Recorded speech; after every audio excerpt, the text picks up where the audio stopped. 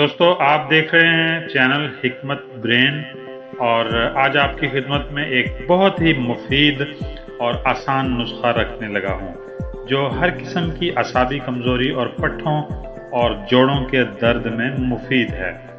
Knees इस नुस्खे को मैदे के लिए भी इस्तेमाल किया जा सकता है। मैदे को भी ये ताकत देता है और इस नुस्खे का नाम है हाकमे बदन। दोस्तों, नुस्खा बताने के लिए लंबी चौड़ी बातें करने का कायल नहीं हूँ और ना ही किसी नुस्खे की तारीफ़ों में ज़मीन व आसमान के कलाबे मलाना मेरी आदत है। जल्दी से अज्जाए नुस्खा नोट करें। इसमें सबसे पहली चीज़ है कलवंजी, हालून जिसको हालियून भी बोलते हैं और हालिया भी बोलते हैं, अजवाइन देसी है और मेथी के बीज हैं। दोस्तों, यहाँ मैं वजाहत कर दूं कि आपने मेथी के बीज डालने हैं, छोटे बीज होते हैं, मेथरे नहीं डालने। बाज़ लोग मेथरों को, जो पीले रंग के मोटे होते हैं मेथरे, जो अचार में भी पड़ते हैं, वो नहीं डालने, बल्कि मेथी के बीज डालने हैं जो बिल्कुल छोटे होते हैं। और कलवंजी, हालून, अजवाइन देसी और मेथी के बीज हर एक 50-50 ग्राम आपने लेने हैं। ये टोटल 4 अज्जा हैं और किसी भी बाएतबार और नफीस किस्म के पंसारी से लेने हैं।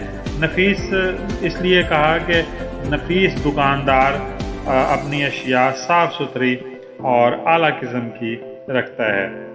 ये चारों चीज़ें घर में लाकर अलग अलग अच्छी तरह गर्दो गुबार और मट्टी कंकर वगैरह से साफ़ करनी है, जिस तरह आप दालें या चावल या कोई और इस तरह बीज वगैरह साफ़ करते हैं।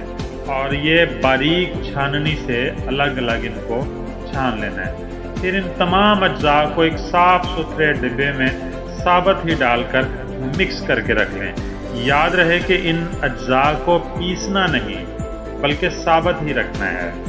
और ये सुबह नाश्ते के घंटा बाद और बवक्ते असर आधा चाय वाला चम्मच यानी हाफ टी स्पून पानी के साथ ये फांक लें।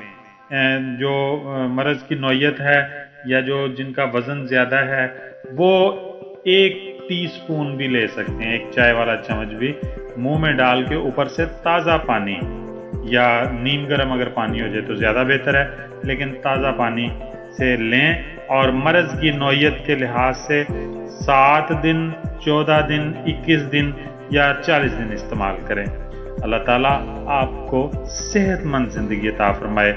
और आखिरी बात हमेशा की तरह याद रखें, ख़ास तौर पर कि किसी भी किस्म का नुस्खा अपने तबीब के मशवरे के बगैर इस्तेमाल ना करें और अपने मसाइल की सही तशख़ीस के लिए सिर्फ़ माहिर और काबिल तबीब से रुजू करें।